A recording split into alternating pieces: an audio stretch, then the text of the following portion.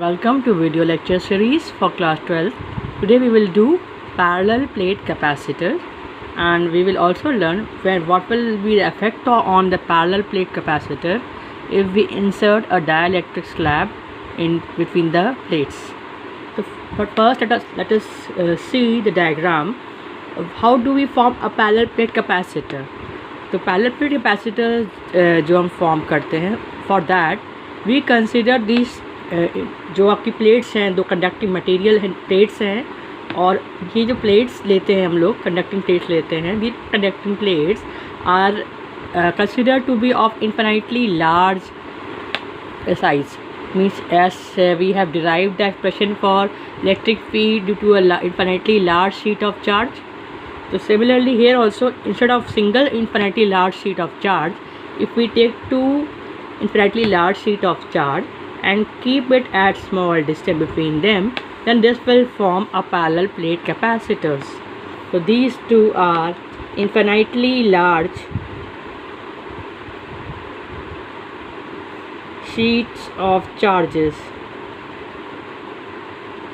Difference is also that the two charges on the plates are, one is having positive and other is having negative. अब ये positive और negative charges कैसे produced हुए हैं, it depends upon. हो सकता है आपने यहाँ पे बैटरी से इसको कनेक्शन दे दिया है इसमें, और आपने यहाँ पे बैटरी लगा दी जब चार्जिंग हो रही है, वाइल चार्जिंग एक पॉजिटिव से एक नेगेटिव से लगा दिया आपने. इसमें बैटरी से लगाने से क्या हुआ, इनमें चार्जेस इंड्यूस हो गया. और वी कैन से कि आपने with the help of with the help of the induction, by process of induction आपने एक को चार्ज किया, एक चार्ज मेटल्स रॉड ले आए और से एक को चार्ज किया, फिर उसके बाद इसको अर्थिंग कर दी, तो नेगेटिव केवल यहाँ पे नेगेटिव चार्ज रह गया, यहाँ खाली पॉजिटिव चार्ज रह गया in form of capacitors. Though however you form this, now we have to obtain the expression in general for in the syllabus that we take the sizes of the two plates to be same. So let A be the area of the plates,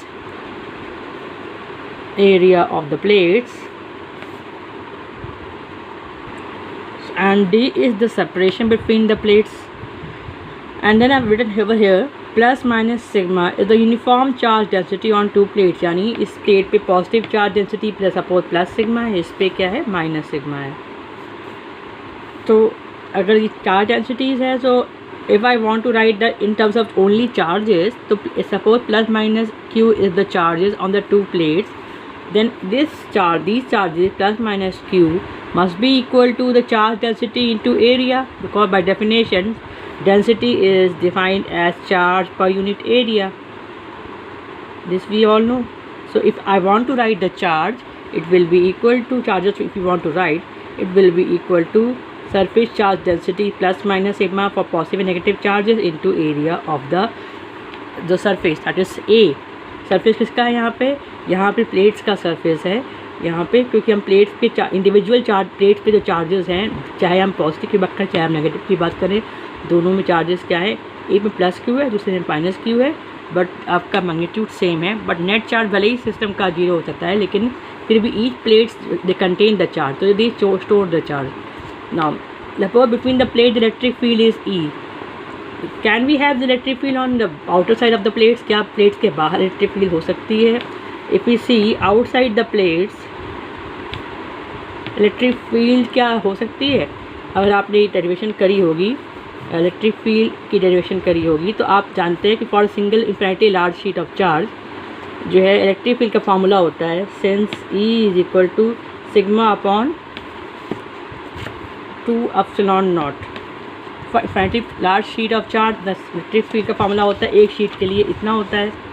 तो अगर हम इस फार्मूले को use करें तो for outside region, मतलब आप चाहे इस तरफ की बात करें चाहे इधर की बात करें, और आउटसाइड रीजन मतलब यहाँ हो गया फर्स्ट कहें चाहे सेकंड कहीं भी बात कर लें आप, तो इस पॉजिटिव प्लेट की वजह से यहाँ पे फील्ड डायरेक्शन कैसा होगा, अवे फ्रॉम चार्ज होगा. इस नेगेटिव के लिए क्या होगा, इस तरफ होगा. यानी दोनों केस में क्या, दोनों प्लेट की वजह से इलेक्ट्रिक फील्ड का मैग्नीट्यूड क्या होगा, नेट यहाँ एक इस तरफ एक इस तरफ, दोनों क्या हो जाएगा जीरो. सिमिलरली यहाँ बात करते हैं पॉइंट 2 की, यहाँ पर नेगेटिव चार्ज की वजह से फील्ड का डायरेक्शन किधर होगा, इस तरफ होगा. पॉजिटिव की वजह से क्या हो जाएगा, इस तरफ होगा. और क्योंकि ये डिस्टेंस पर डिपेंड नहीं करता, जो शीट का जो इलेक्ट्रिक फील्ड होती है, does not depend upon the distance, therefore इसका भी इलेक्ट्रिक फील्ड, दोनों का मैग्नीट्यूड भी सेम है और डायरेक्शन अपोजिट होगा, इसलिए 0 हो जाएगा। You can write for outside the plate the electric field is equal to sigma upon 2 epsilon naught minus sigma upon 2 epsilon naught is 0। चाहे आप लेफ्ट साइड की बात करें चाहे राइट की बात करें, दोनों केस में ये 0 हो रहा है। तो अब केवल बचा हमारे पास क्या है, between the plates, electric field between the plates. As we know direction क्या है, पॉजिटिव से नेगेटिव की तरफ। यहाँ पे अभी हमने कोई और मीडियम नहीं लिया है, we have only taken it is considered to be the free space, या एयर आप कह सकते हैं, फ्री स्पेस है वहाँ पे कुछ भी नहीं, या फिर एयर कह सकते हैं, उसका भी आपका 1 ही रहता है। नाउ तो आपका परमिटिविटी ऑफ फ्री स्पेस का सेम लेते हैं हम, ये लोग एप्सिलॉन नॉट ही। नाउ तो we have written about electric field, तो खाली कितनी बची हमारे पास, ये बची है।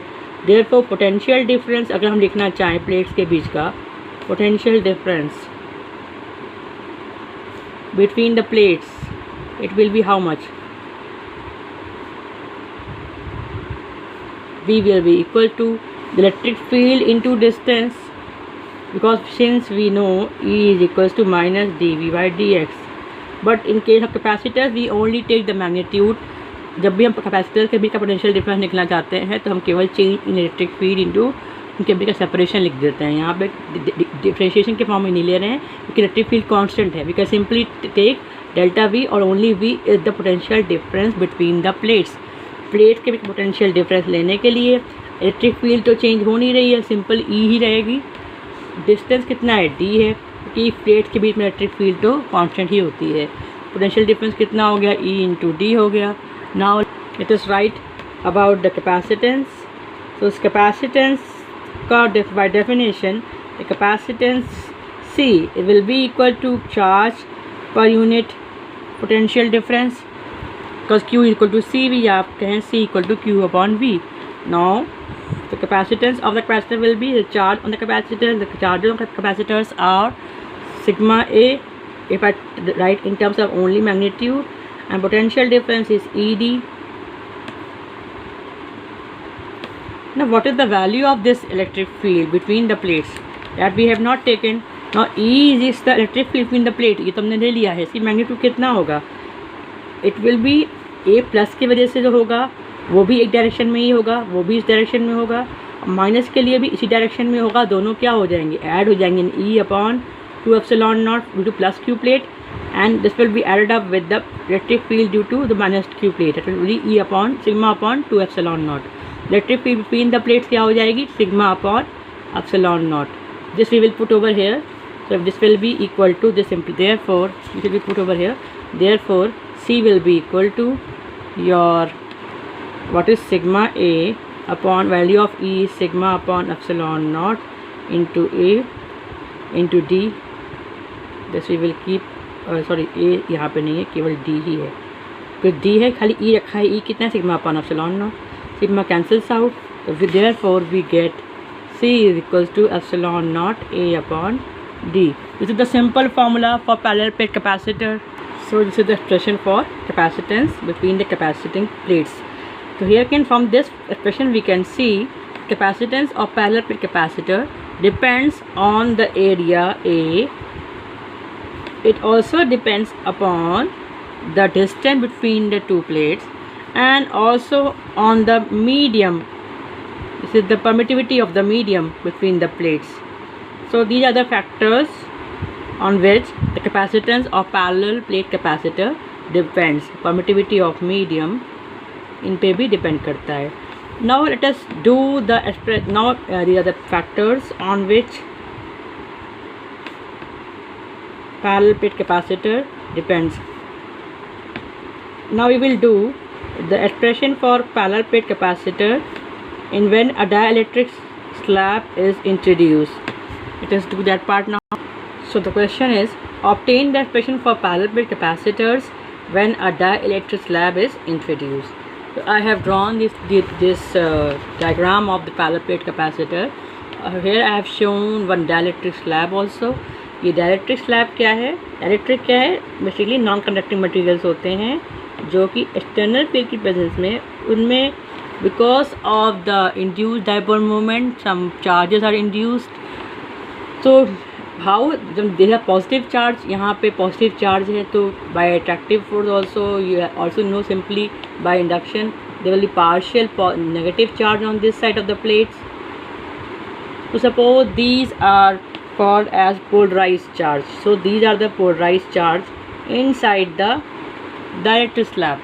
Similarly here it will be positive charge because a bound charge, these positive bound charge are called as again the polarized charge because of external field. The charges are this dielectric slab, the dielectric slab dipole moment is induced and they are said to be polarized because एक तरफ जो है positive एक तरफ negative charges आ गए हैं, इस वजह से हम कहते हैं कि ये क्या हो गया, पोलराइजेशन हो गया इसमें। And because of polarization electric field जो इंड्यूस हुई है इनके अंदर वो किस तरीके से है, डायरेक्शन कैसा होगा, उसका डायरेक्शन इस तरीके से है, this is the induce electric field.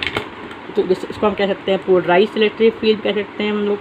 तो ये जो इलेक्ट्रिक फील्ड पोलराइज्ड वाली जो इस डायरेक्शन में है और जो बाहर से आपने दी है वो ई नॉट है, तो नेट इलेक्ट्रिक फील्ड क्या हो जाएगी inside this, it will be E naught minus E P definitely. Let us now write the expression for capacitance. So we know capacitance of a parallel plate capacitor when there is no dielectric slab is introduced. What is the expression for that? The capacitance of capacitor in free space medium, in free space medium, उस case में क्या हो जाएगा आपका C is equals to epsilon naught A upon D. So C equals to epsilon naught A upon D, where A is the area of the parallel plates. Suppose I have taken this A because this is not equal in length, so I have taken this ताकि बराबर दिखाई पड़े आपको। ये आपका area plates का क्या है, A है। सेपरेशन क्या है, पूरी प्लेट के बीच का सेपरेशन जो है वो है आपने स्मॉल d लिया हुआ है। ये T क्या है, T is only the thickness of the slab. तो जब आपका फ्री स्पेस था तब तो आपका कैपेसिटेंस की वैल्यू कैसी थी, इतनी थी, और आपकी इलेक्ट्रिक फील्ड जो थी E naught it was what, it was sigma upon epsilon naught, it is q by A epsilon naught. This is the case when there was no dielectric slab. Now when the dielectric slab is introduced, the polarized electric field, I will write, so polarized electric field instead of dielectric, EP will be equal to the polarized charge density upon the permittivity of free space. If I want to write this, now polarized charge density, what is the value of polarized charge density? It is also written as polarization density upon epsilon naught. Since ये polarization की definition से आप ध्यान रखिएगा, ये when you will learn about this तो वहाँ से आपको मालूम पड़ेगा कि this is also known as polarization density upon epsilon naught. So if I want to write the electric field E inside the dielectric slab, it is E minus E P, it is how much, it is E minus P upon epsilon naught. It is also known as that this is the electric field of medium, this is the electric field ratio of electric field, effective electric field when there was medium and there was no medium. तो अगर हमें यहाँ पे देखना है medium की वजह से इलेक्ट्रिक फील्ड है ये, तो इन दोनों को जो रिलेट करने के एक फार्मूला होता है that is known as dielectric strength. Dielectric strength is defined as the electric field in free space, ratio of electric field in free space upon ratio of electric field in medium. इसका ratio होता है dielectric strength. Dielectric strength किसी dielectric slab का, तो जो ये क्या electric field है, जब डायलेक्ट्रिक स्लैब में कितनी इलेक्ट्रिक फील्ड है वो दिखा रही है यहाँ पे हम लोग. ये आपका ई नॉट है. तो डायलेक्ट्रिक स्लैब के नेट इलेक्ट्रिक फील्ड कितनी है, बाहर से इतनी माइनस कर दो जो इसकी अपोजिट डायरेक्शन में आ रही है, ये हो जाएगी डायलेक्ट्रिक स्लैब के अंदर की इलेक्ट्रिक फील्ड. और ये क्या हो जाएगा, इनका ये जो इलेक्ट्रिक फील्ड है और जो फ्री स्पेस की इलेक्ट्रिक फील्ड थी यानी जो ये वाली थी, इनका जो रेशियो होता है उसे हम डिफाइन करते हैं डायलेक्ट्रिक स्ट्रेंथ के टर्म में. तो वी कैन राइट, यहाँ से अगर हम देखें इसको हम लिखना चाहें तो it will be your simply E naught by K. E naught by K is the electric field inside the dielectric. Now potential difference, again potential difference between the plates, it will be V equal to the potential difference निकालना है हमें plates के बीच का यानी इनके बीच का. तो ये जो फ्री स्पेस वाला पोर्शन है यहाँ पे और चाहे यहाँ पे, इनमें तो इलेक्ट्रिक फील्ड कितनी है, ई नॉट है फ्री स्पेस के केस में. तो इसके लिए पोटेंशियल डिफरेंस के लिए जितने स्पेस में ये इलेक्ट्रिक फील्ड ई नॉट है उतना डिस्टेंस हम ले लेंगे खाली, यानी इस ये वाला और ये वाला. कैसे निकालेंगे, उसके लिए हम जानते हैं ये पूरा d है, उस d में से इस t को माइनस कर लेंगे तो हमें जो रिमेनिंग डिस्टेंस मिलेगा यानी d माइनस टी, क्या बचा, ये वाला पोर्शन बचा और ये पोर्शन बचा. तो इन पोर्शन के जो डिस्टेंस है into electric field of this portion is the potential difference for this region only. तो ये आपका हो गया। एक तो ई नॉट तो इलेक्ट्रिक फील्ड थी फ्री स्पेस के केस में, उसका डिस्टेंस कितना था, डी माइनस टी खाली था। बाकी क्या हुआ, साथ में पोटेंशियल डिफरेंस, इनके बीच का भी देखना है हमें। और ये पोटेंशियल डिफरेंस देखने के लिए यहाँ की इलेक्ट्रिक फील्ड चाहिए। इलेक्ट्रिक फील्ड इसमें की कितनी है, ई है खाली, सिंपली ई लिया है तो इसको ई लिख दिया मैंने। और डिस्टेंस कितना है इनके, इस पोर्शन का कितना लेंथ है, ये आपका स्मॉल टी है। This is the potential difference between the plates. Now let us put the value of all these things in this over here. तो यहाँ पे यानी ई नॉट तो आपका ऐसे ही रहेगा। अगर मैं डी माइनस टी इसको रखूँ प्लस इसकी वैल्यू यहाँ से लूँ, कितना हो जाएगा, E naught by K into T. तो here we have taken E naught D minus T plus T by K second terms also. ये आपका आ गया इलेक्ट्रिक फील्ड की वैल्यू। ई नॉट मैंने बाहर ले लिया। Now put the value of E naught from the first expression, कितना था, Q upon A epsilon naught. I will put that over here, it is Q upon A epsilon naught D minus T plus T by के।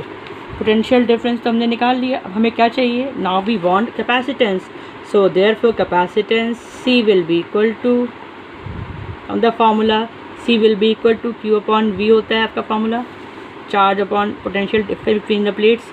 Charges तो Q ही हैं, it will B Q upon V। Will put the value of this V over here. तो V कितना यहाँ पे है, यहाँ से लेते हैं वैल्यू ऑफ V। ये आपकी V आई थी, ये कितना आ गया है V की value, it is Q upon A epsilon naught D minus T plus ये आपका रहेगा plus T by K, this is whole.